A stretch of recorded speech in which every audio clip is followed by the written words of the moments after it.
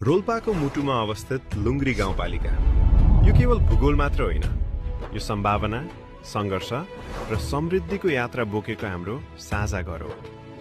यस यात्रामा नेतृत्वको जिम्मेवारी सम्हाल्दै दुर्गा खड्काको कार्यकालले विकास र सुशासनतर्फ एउटा नयाँ र ऐतिहासिक गति दिएको थियो। त्यतिखेर विद्यालयका भवनहरू मात्रै हामीले चाहिँ अब 32 वटा विद्यालयका भवनहरू तयार गरेका थियौं र शौचालयहरू हामीले चाहिँ अब 33 वटा चाहिँ अब शौचालयहरू आरसीसी चाहिँ अब स्ट्रक्चरका शौचालयहरू सम्पन्न गरेका थियौं र त्यो 5 वर्षको कार्यकालमा हामीले 1900 घरधुरीमा हामीले चाहिँ अब एक घर एक धारा चाहिँ अब खानेपानीको व्यवस्था हामीले गरेका थियौं। प्रत्येक वर्ष हामीले 30 किलोमिटरदेखि 35 किलोमिटरसम्म मोटर बाटोहरू हामीले चाहिँ अब सम्पन्न गरेका थियौं। त्यो रेकर्ड अहिले पनि चाहिँ अब हजुरहरूले गएर पनि हेर्न सक्नुहुन्छ।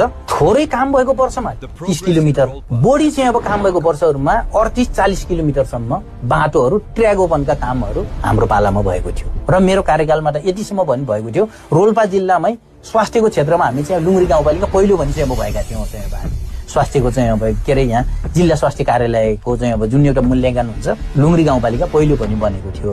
त्यसै गरी हामीले के अरे चाहिँ वडा कार्यालयका भवनहरू पनि चाहिँ बनायो। इभन 3 नम्बरको वडा कार्यालयको भवन पनि हामीले बनायौं र 5 नम्बरको वडा कार्यालयको भवन पनि त्यतिखेरै चाहिँ बजेटिङ गरेर पछि अहिले चाहिँ अब अर्को कार्यकालका अरू साथीहरू आउँदै गर्दाखेरि पछि चाहिँ अब भवन सम्पन्न भयो। 4 नम्बर वडा कार्यालयको के अरे चाहिँ अब भवनको निमित्त बजेटिङ गरेको त्यो त्यहाँ चाहिँ अब अलिकति जग्गाको विवादको कारणले गर्दा तत्कालीन अवस्थामा त्यो चाहिँ अब सम्पन्न हुन सकेन।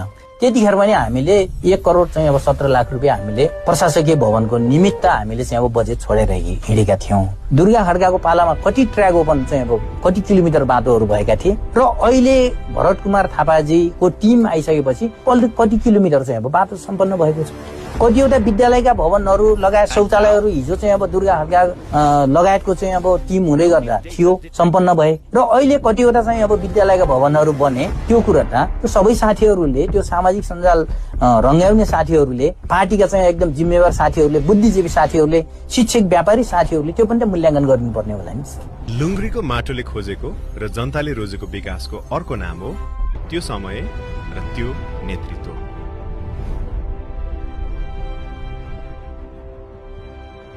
कोभिडका ती कहाली लाग्दो दिनहरू सम्झिनुहोस् त। घरभित्र थुनिएको जीवन, अक्सिजन खोज्दै दौडिएका आफन्त र सिमानामा अलपत्र नागरिकहरूको चित्कार। त्यो बेला स्थानीय सरकार पैसा होइन, नागरिकको ज्यान जोगाउन रात दिन लडिरहेको थियो। तर आज लुङ्ग्री गाउँपालिकामा भएको 1 करोड 61 लाख खर्चलाई लिएर उठेका प्रश्नमा पूर्व अध्यक्ष दुर्गा बहादुर खड्काले गम्भीर स्पष्टीकरण र खुला चुनौती दिनुभएको छ। 1 करोड 61 लाख रुपियाँ खर्च भएको कुरा सही हो।